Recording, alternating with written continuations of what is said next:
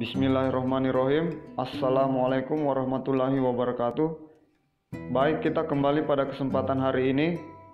Seperti biasanya saya akan menyampaikan dasar-dasar filsafat pendidikan atau semacam ringkasan mengenai intisari filsafat pendidikan. Jadi pada kesempatan hari ini kita akan membahas mengenai filsafat pendidikan humanisme. Mungkin kita sering mendengar istilah humanisme, sering digunakan oleh ilmuwan, akademisi, sampai aktivis sekalipun.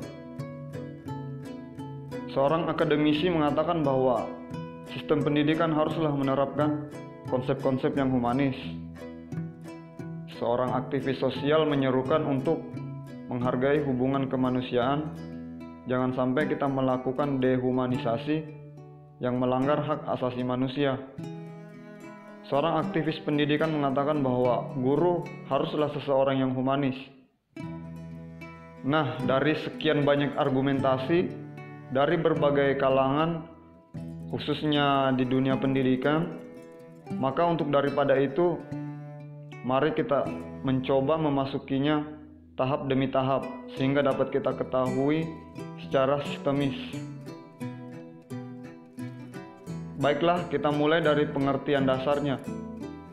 Humanisme memiliki kata dasar human yang artinya manusia, lalu berkembang menjadi istilah populer di dunia pendidikan, yakni pendidikan yang memanusiakan manusia. Apa maksudnya?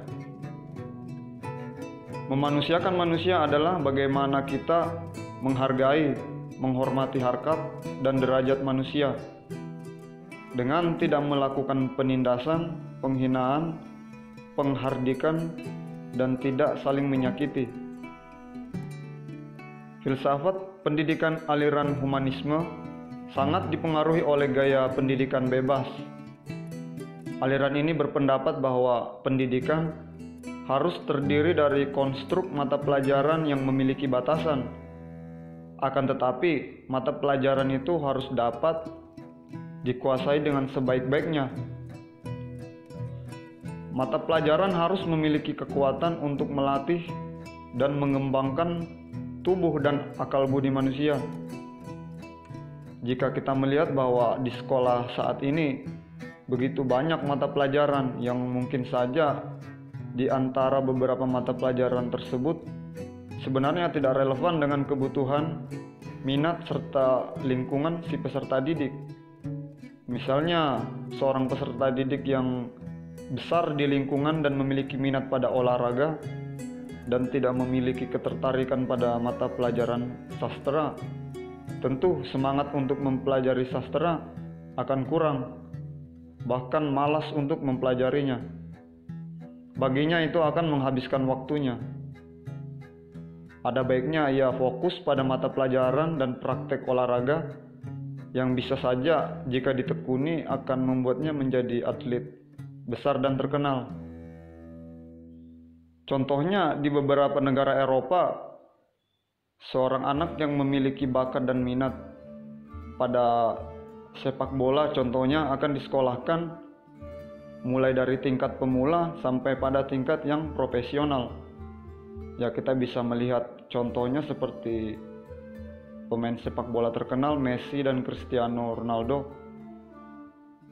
Mereka memulai dari akademi yang tingkat pemula sampai pada yang profesional, sampai menjadi tim utama di dalam klub yang profesional.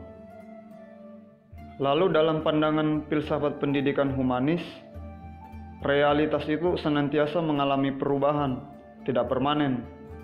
Jadi peserta didik harus memiliki kemampuan untuk adaptasi diri.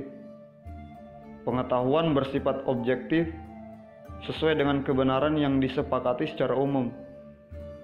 Sedangkan keyakinan itu sifatnya subjektif atau privasi, artinya keyakinan sesuai dengan pandangan masing-masing individu. Tidak boleh ada intervensi dari luar.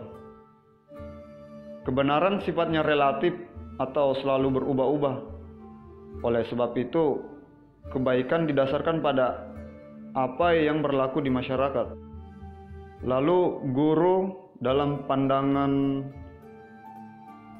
filsafat pendidikan humanisme itu, peran guru adalah sebagai rekan dialog peserta didik dalam menghadapi kenyataan hidup.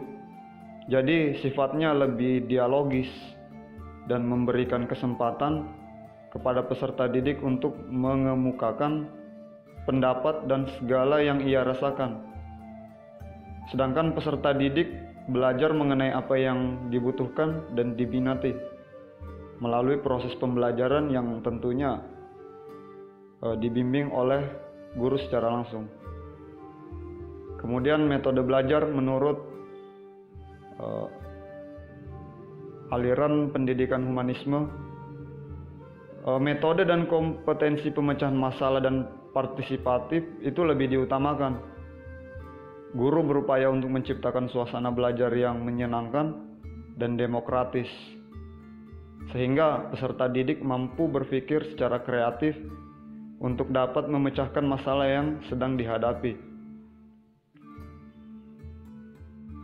Lalu kurikulum menurut aliran humanisme, yaitu kurikulum itu didesain untuk mengikuti perubahan sosial.